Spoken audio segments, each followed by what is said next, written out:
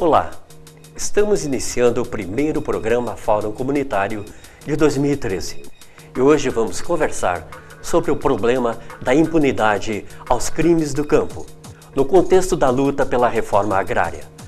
Para o primeiro semestre desse ano, estão previstos julgamentos de 4 casos emblemáticos de crimes cometidos contra trabalhadores rurais sem terra.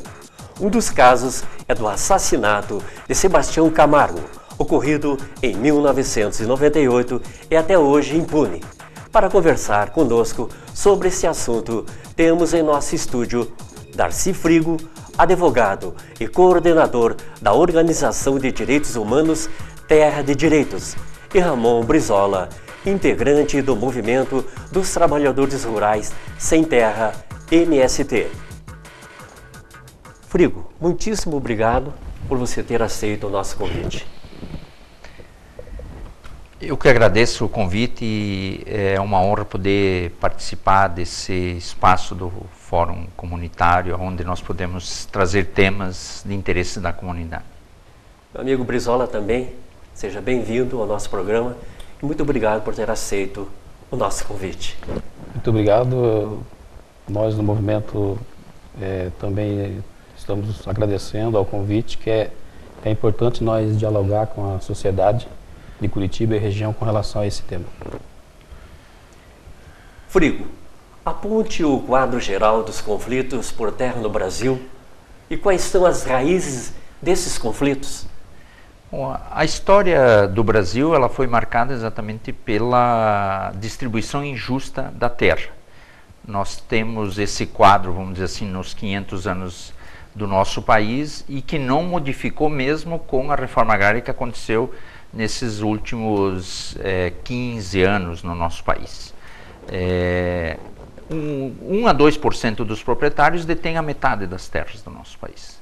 E esse é o ponto central da manutenção da violência. Quer dizer, os indígenas que sofreram a primeira violência dos colonizadores, depois os negros que foram escravizados e ao longo desses últimos anos os poceiros, os pequenos agricultores, os camponeses, eles sempre foram tratados como, os escravos obviamente como praticamente coisas e os indígenas dentro da sua própria terra sempre foram considerados gente de segunda categoria e os camponeses nunca tiveram um espaço real. Então, dentro desse contexto é que acontece também o processo de exclusão e de violência. E no contexto mais atual, há uma prioridade ao grande agronegócio e isso é que faz com que a possibilidade de avanço da reforma agrária, a possibilidade do reconhecimento das terras indígenas, quilombolas, não aconteça exatamente porque o projeto do agronegócio é que tem mais prioridade nas políticas governamentais e isso faz com que a violência, inclusive contra trabalhadores que lutam por terra, continue sendo uma marca desses setores, das classes dominantes, que não admitem a democratização da terra no nosso país. Muito bem. Brizola, por que o Brasil não avançou na reforma agrária? Quais as consequências da concentração de terra para o povo brasileiro? A resposta dessa pergunta está na história do Brasil. Vamos pegar desde 1500, quando aqui chegaram os portugueses, espanhóis e holandeses. Desde então, o nosso país é tratado por outros continentes como um quintal, né? O Brasil, desde 1500 até nos dias atuais, é um mero produtor de matéria-prima para fornecer para outros continentes, continente europeu, Estados Unidos, Canadá e outros, agora a China. Então o Brasil, desde o princípio da sua história, 1500, quando aqui chegaram os colonizadores, nós fomos exportadores forçadamente, porque o povo não concorda com isso, mas forçadamente nós fomos saqueados desde então. O nosso ouro, o nosso café, o nosso açúcar, a nossa madeira, o nosso trabalho indígena escravo. Então o Brasil sempre foi, a agricultura brasileira sempre foi explorada de fora para dentro. Ou seja, a nossa riqueza sempre foi para outros continentes e nos dias atuais não é diferente. Por que a reforma agrária não avançou então? O Brasil, na atualidade, é a mesma coisa. O que falta em outros continentes, que eles já exploraram todas as suas riquezas naturais, eles vêm buscar no Brasil e no nosso continente, na América do Sul. Antigamente era a cana, era o café, era o açúcar, agora continua sendo a cana para produzir álcool para as grandes corporações internacionais, grandes países capitalistas. O nosso solo, aqui vem se produzir o eucalipto que eles precisam para produzir o papel. Então o Brasil continua no sentido, na política, continua a mesma coisa que era em 1500, 1600, quando aqui chegaram os exploradores do nosso país. Por isso que a reforma agrária não aconteceu até hoje, porque não há o interesse da burguesia nacional em se fazer a reforma agrária. Porque se fazer a reforma agrária no Brasil significa o quê? Que vai ao contrário dos interesses do grande capital internacional. Porque vai dividir a terra para o povo brasileiro, vai deixar o território nacional na mão do povo brasileiro. O que está acontecendo hoje em dia é pelo contrário. É o contrário disso. Por que a reforma agrária, na atualidade, não interessa aos capitalistas brasileiros e internacionais? Volto a dizer, porque se fazer uma ampla reforma agrária no país hoje em dia, que tem 4 milhões de brasileiros, 4 milhões de famílias no campo, que são agricultores, que não têm terra, que vivem em absoluta pobreza, trabalhando nos cortes de cana, trabalho semi-escravo. Se fosse fazer a reforma agrária, significaria o quê? Que nós vamos deixar o território nacional na mão dos brasileiros. E aí vai contra os interesses das grandes corporações internacionais. Aí que está. Por que a reforma agrária não avançou? Está aí a grande resposta. O Brasil continua sendo explorado, saqueado pelos os demais continentes. Essa riqueza que tem no país deveria ser, primeiramente, não que não tenha que socializar essa riqueza com a humanidade, que é a riqueza do planeta, mas primeiramente tem que beneficiar o povo brasileiro. E o que acontece atualmente é o contrário. O povo brasileiro fica em último plano. Primeiro vamos abastecer outros continentes. E quais são as consequências dessa concentração de terra para o povo brasileiro? Eu já disse aqui. Primeiro, o nosso território está cada vez sendo mais comprado pelos estrangeiros. Um país nosso, a água doce do mundo está aqui. Então, quanto mais estrangeiro compra terra, mais ele se adona, não só da terra, como da água nossa também, né?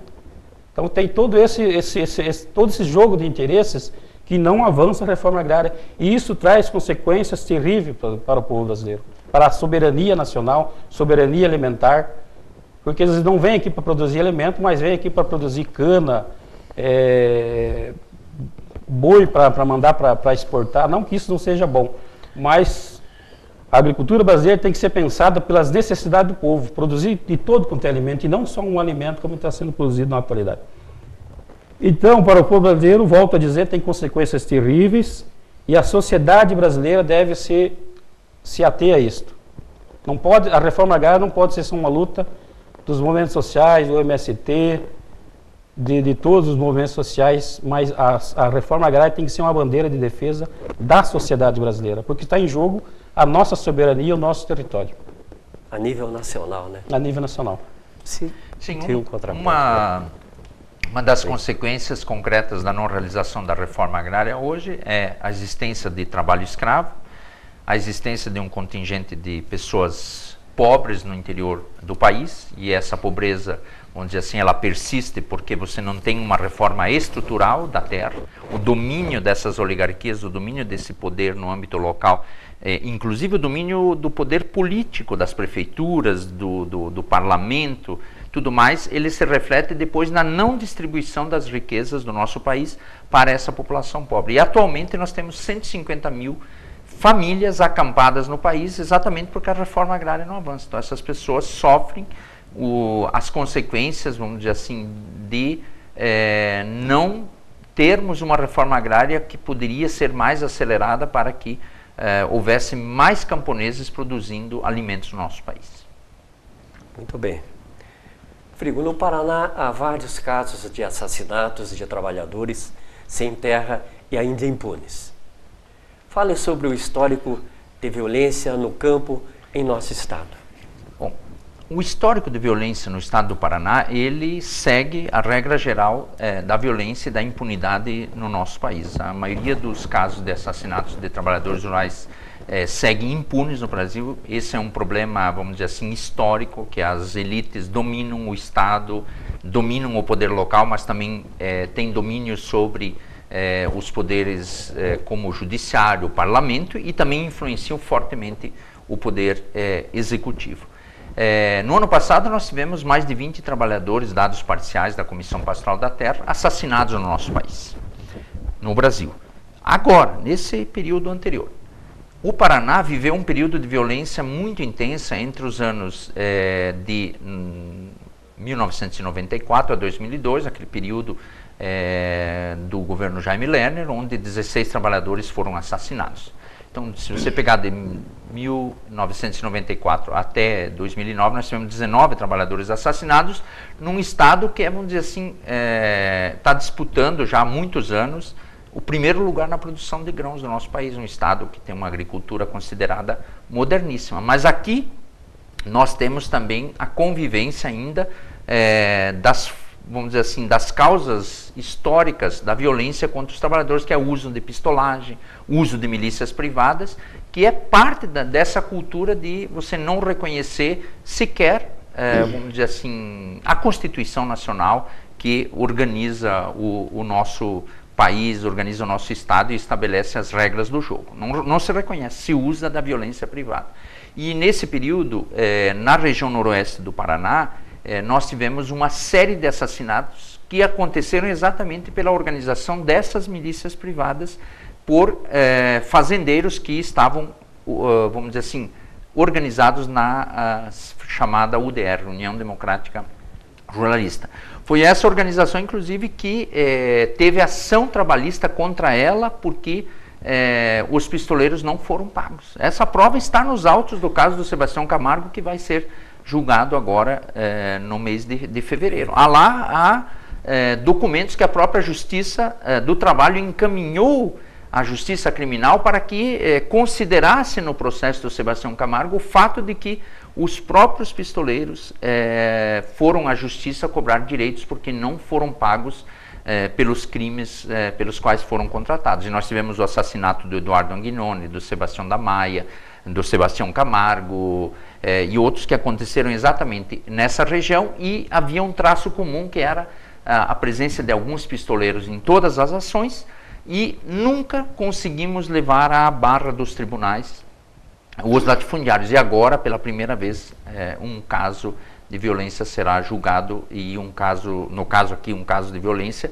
com a presença de um mandante, com a presença de um executor, que é um latifundiário. Então, o caso que vai ser julgado agora, ele quebra uma regra, vamos dizer assim, que na história do Paraná nunca foi quebrada, que é levar ao banco dos réus também aqueles que têm poder econômico, e não só os trabalhadores. Porque os trabalhadores no estado do Paraná pagaram muito caro pelo fato de se organizarem para lutar pela reforma agrária. No período do governo Jaime Lerner, mais de 500 trabalhadores foram presos.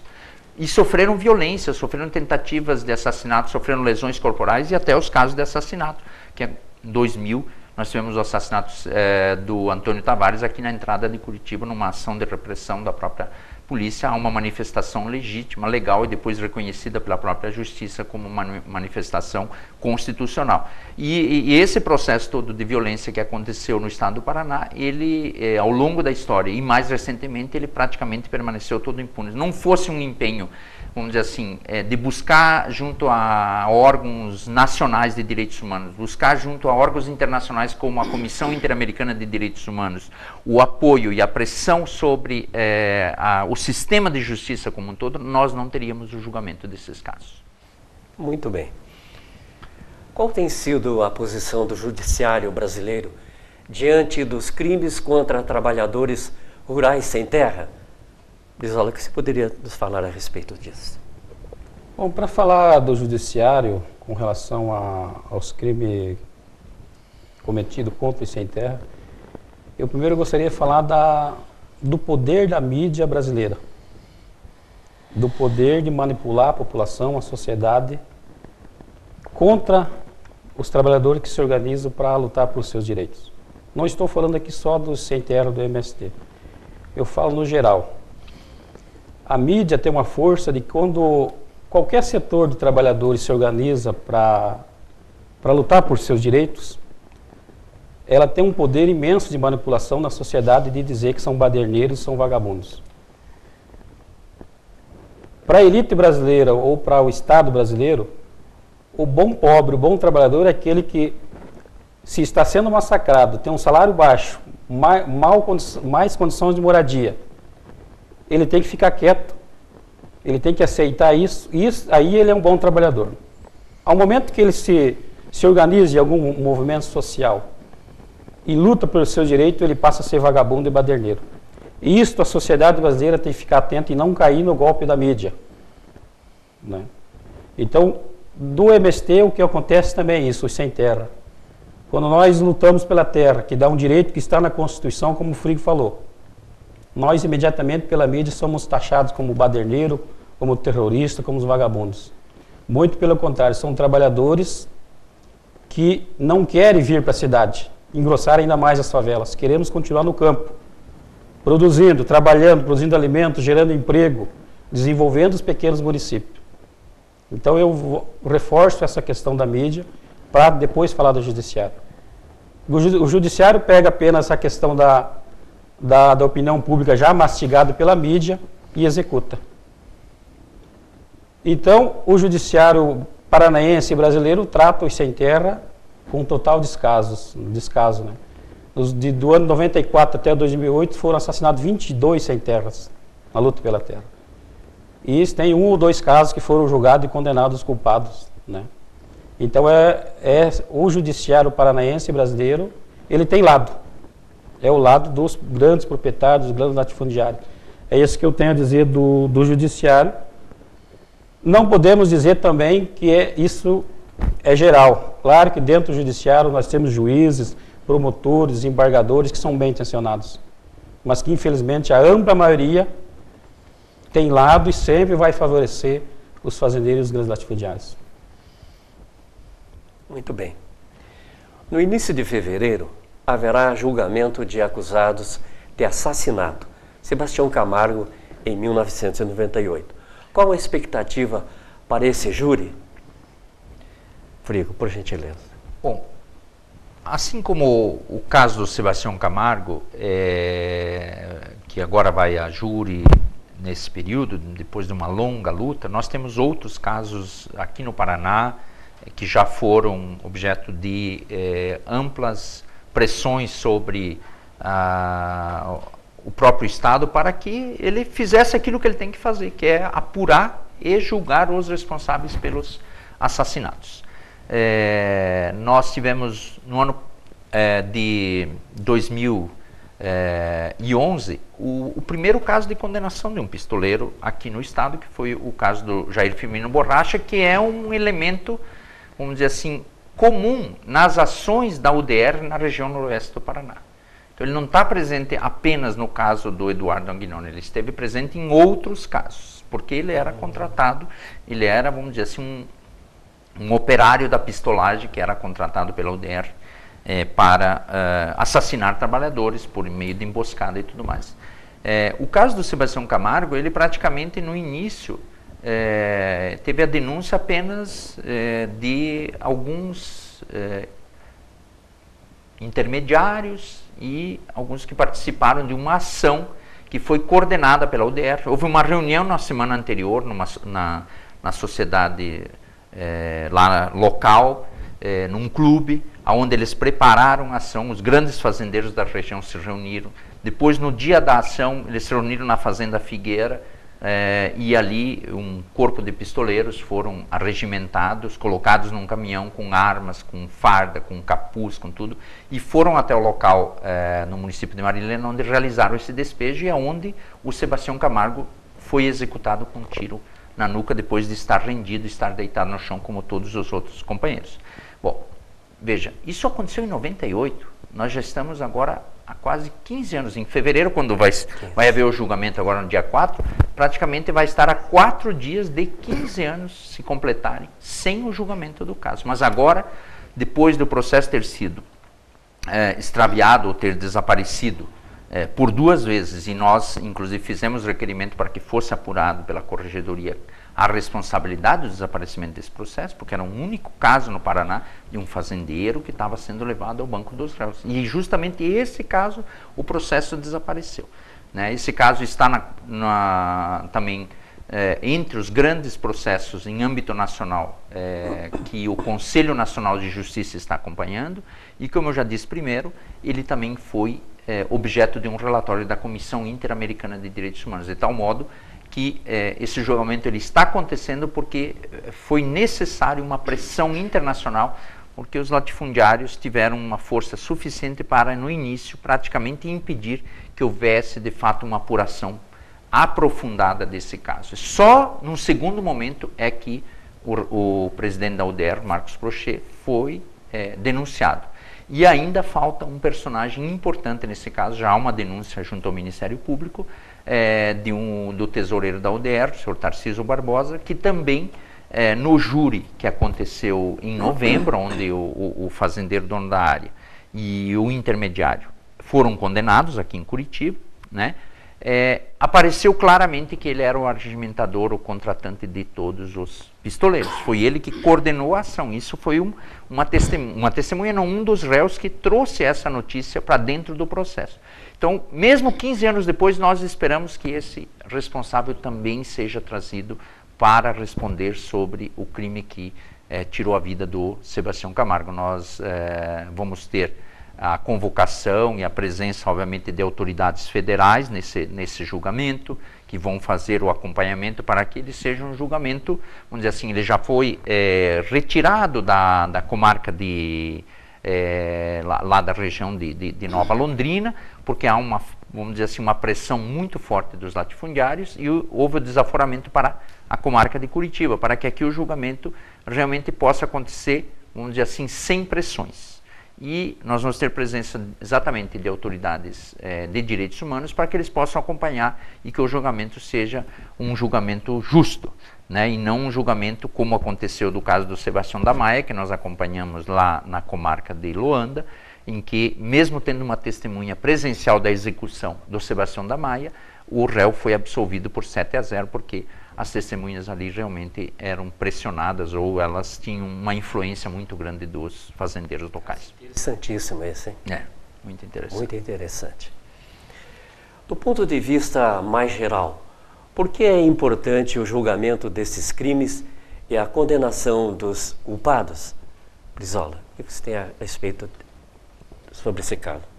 Na verdade, para a sociedade, qualquer crime tem que ser julgado e condenado os culpados, né?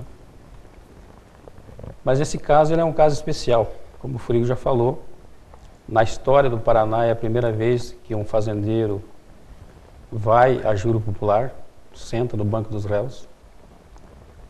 E não só um fazendeiro, mas o executor do crime, né? E ex-presidente da UDR também. Então, para a sociedade paranaense, é histórico, né?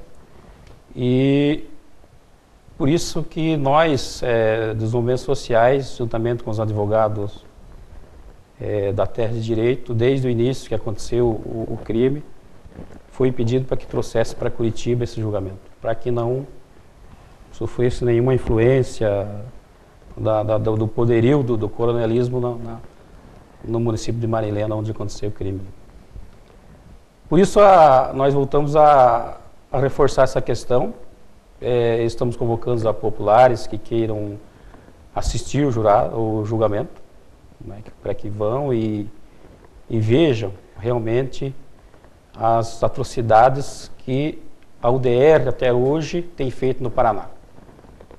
A UDR, que é uma organização dos fazendeiros, dos latifundiários, e tem um único papel a fazer no Paraná e tem feito até hoje, que é matar trabalhador que lutam pelos seus direitos, que está na Constituição Federal, e eles não admitem que o trabalhador pegue a Constituição e use a seu favor. A Constituição está a favor do povo brasileiro, tem que estar, e tem que estar a favor dos trabalhadores. Mas os fazendeiros não admitem, os AUDR não admitem, eles sempre procuram resolver no tiro, ou seja, ceifando a vida dos trabalhadores. Por isso que nós estamos pedindo para a sociedade curitibana e região que acompanhe, pressione, cobrem a condenação desse pistoleiro, desse fazendeiro assassino chamado Marcos Prochet. Tem alguma coisa a acrescentar, Abner? Nós acreditamos que a organização da sociedade, que a luta que aconteceu durante todos esses anos, ela teve um resultado importante, que foi levar, inclusive, ao banco dos réus esse latifundiário, porque a sociedade brasileira é uma sociedade que precisa amadurecer, precisa reconhecer que todos têm espaço nessa nossa sociedade, que os trabalhadores têm que ser respeitados, que a reforma agrária é importante para ampliar o campesinato, para criar mais possibilidade de produção de alimentos no nosso país. No assentamento onde o Sebastião Camargo foi assassinado, hoje as famílias estão lá produzindo alimentos nessa fazenda, né? O INCRA já na época estava desapropriando a área. Então, é importante que a reforma agrária avance, mas que a impunidade também seja combatida para que não haja mais violência, para que a gente tenha, de fato, paz e justiça no nosso campo brasileiro. Brizola e Fego, nós estamos chegando ao final do nosso programa e nós gostaríamos das suas considerações finais, por gentileza. Bom, nós esperamos que haja justiça nesse caso do Sebastião Camargo, mas também esperamos que o governo federal ele possa de fato hoje fazer com que a reforma agrária saia do papel e avance. Esse é o desejo e a luta dos trabalhadores. Por favor. Eu também quero deixar o meu agradecimento em nome do Movimento dos Trabalhadores Vai Sem Terra, ao teu programa, a você, a tua equipe. Porque é importante programas desses que realmente levem para a sociedade o verdadeiro debate da política brasileira. Aqui está o verdadeiro debate da política brasileira. E não Big Brother, que só passa a desintegrar a família brasileira. Esse é o verdadeiro programa que leva a cultura, leva o conhecimento. Por isso, mais uma vez, agradeço ao convite, parabéns e continue com mais força e muito sucesso. Muito obrigado, nós agradecemos. Encerramos assim o programa Fórum Comunitário e agradecemos pela sua audiência e até um próximo programa.